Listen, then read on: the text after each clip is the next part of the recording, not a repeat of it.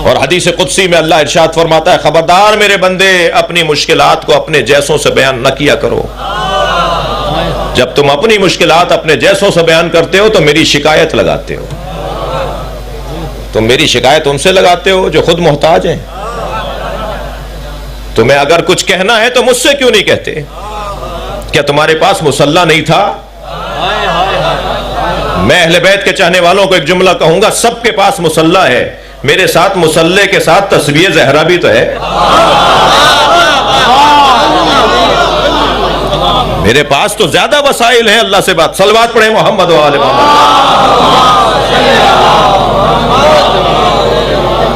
और खबरदार मेरे बच्चों, जवानों, मेरे कमसिन हमसिन साथियों, किसी फकीर को, नादार को, किसी परेशान हाल को देखकर, और खास तौर पर जिसके कपड़ों पर मिट्टी लगी हुई हो, जिसका कालर उधड़ा हुआ हो, जिसकी चप्पलें टूटी हुई हो, उसको कभी हकीर न जानना।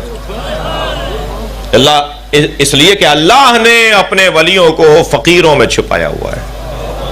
जो अल्लाह के वली होते हैं ना, उनका हुलिया कलफ के कपड़ों वाला नहीं होता। अल्लाह ने बड़े मकान में रहने को मना नहीं किया, मगर बड़े मकान में रहकर अल्लाह के वली भी बन जाएं, दोनों खरबूजे साथ में नहीं आएंगे, दोनों हाथों में लड्डू नहीं मिलेंगे। कि मैं ये भी चाहूं कि 2 करोड़ की गाड़ी में बैठूं और ये भी चाहूं कि अल्लाह का वली बन जाऊं, ये नहीं हो सकता। एक चीज छोड़नी पड़ेगी। कोई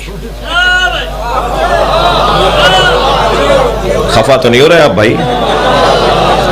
तो वो जो अल्लाह के वली लोग हैं, वो जो अल्लाह के खास मुकर्रब हैं, फिर उनका अंदाज जिंदगी कुछ और होता है। वो सादा रहते हैं। और अगर किसी को इस कैफियत में देखें तो खबरदार उनको कभी धुतकारिएगा नहीं। मैं बड़ों को, बुजुर्गों को कुछ नहीं कहूंगा, मैं इनसे तो दुआ चाहता हूं। बच्चों और जवानों को कुछ कह रहा हूं। पूरा बाब है जी, रुब्बा शारिन मदफून बिल अबवाब।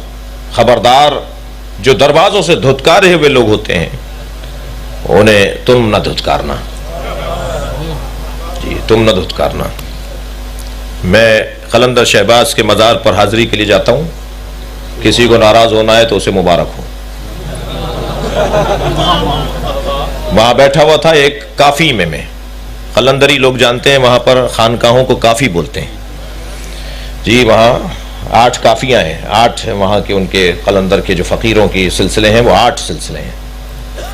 तो एक सिलसिले में बैठा हुआ था, बिग फकीर के काफी में बैठा हुआ था। बिग फकीर हाजन शाह साहब के काफी में बैठा था, उनके खानकाह में बैठा हुआ था कह लीजिए। तो एक बहुत महंगी गाड़ी से एक जवान उतरा, बहुत महंगी गाड़ी थी। मैं गाड़ी का नाम नहीं लूंगा क्योंकि मेंबर किसी कंपनी की तबलीग के लिए नहीं है।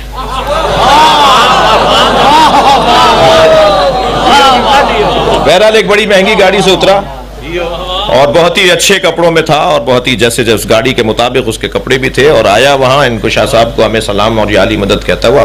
पीछे एक झुग्गी बनी हुई थी, एक टूटा बसा एक खानकाहों में जैसे होता है, वहां गया। और थोड़ी देर बाद एक बंदा निकल के जाने लगा, तो मुझे लगा कि इसे कहीं देखा है। गौर से देखा तो वही था। अब उसने काले कपड़े, धोती बांधी हुई थी जो कलंदर के फकीरों के लिबास,